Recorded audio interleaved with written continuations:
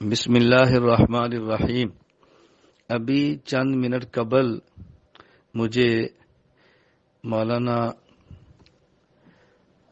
مفتی جمال الدین مشوانی صاحب کا پشاور سے اور پھر مولانا مفتی خائستہ رحمان صاحب کا پبی نشہرہ سے فون آیا کہ شیخ القرآن والحدیث جامع المنقول والمعقول استاذ العلماء شیخ طریقت حضرت مولانا حمداللہ جان ڈاگئی بابا انتقال فرما گئے ہیں۔ انا للہ و انا الیہ راجعون۔ انا للہ ما اخذ و ان لہ ما آتا وکل شیء عندہ باجل مسمی۔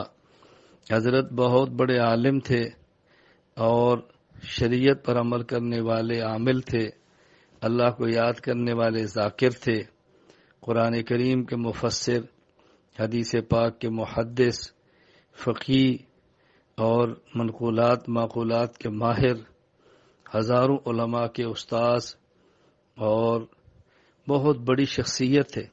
اللہ تعالیٰ نے ان سے بہت کام لیا ہے، رد فرقے باطلہ پر خوب کام فرمایا ہے۔ اللہ تعالیٰ ان کی ان تمام مسائی جمیلہ کو، خدمات دینیہ کو قبول فرمائے۔ اللہ تعالیٰ ان کی اولاد، ان کے شاگردوں، ان کے جامعہ کو ان کے لیے صدقہ جاریہ بنائے۔ ان کے بیٹے مولانا اشفاق اللہ خان صاحب سے ہمارے بہت دیرینہ محبت کے تعلقات ہیں۔ میں اس وقت سب سے زیادہ تعزیت ان کے بیٹے سے کرنا چاہتا ہوں، اور مجھے اس بات کا بہت افسوس ہے کہ میں پاکستان سے باہر ہوں اور جنازے میں شرکت نہیں کر سکا۔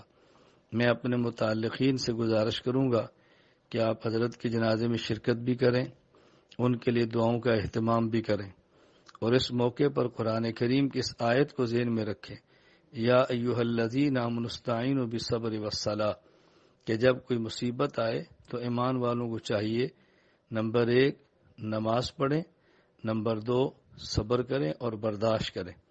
میں نے بھی حضرت کے لیے فوراً 2 رکعت نفل پڑھے ہیں، اصالہ ثواب کیا ہے۔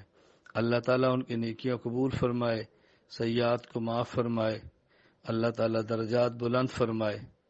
اللہ تعالیٰ ہمیں اپنے اکابر علماء کے نقش قدم پر چلنے کی توفیق عطا فرمائے۔ اکابر دنیا سے جائیں تو اصاغر کو میدان میں آنا چاہیے۔ اکابر کے جانے پر دل گرفتہ ہو کر بیٹھنا نہیں چاہیے، بلکہ ان کے مشن کو آگے لے کر بڑھنا چاہیے اور ان کے پرچم کو بلند رکھنا چاہیے۔ اس لیے اس موقع پر میں انشاءاللہ العزیز عزم کرتا ہوں اور اپنے تمام متعلقین سے کہتا ہوں کہ آپ بھی عزم کرو، ہم اپنے اہل سنت والجماعت احناف دیوبند اکابر کے عقائد نظریات کا دلائل کے ساتھ اخلاص کے ساتھ پرچار کریں گے، دفاع کریں گے اور انشاءاللہ کام کریں گے اور سرخرو ہو کر دنیا سے جائیں گے۔ اللہ تعالیٰ مجھے اور آپ سب حضرات کو قبول فرمائے۔ السلام علیکم ورحمۃ اللہ وبرکاتہ۔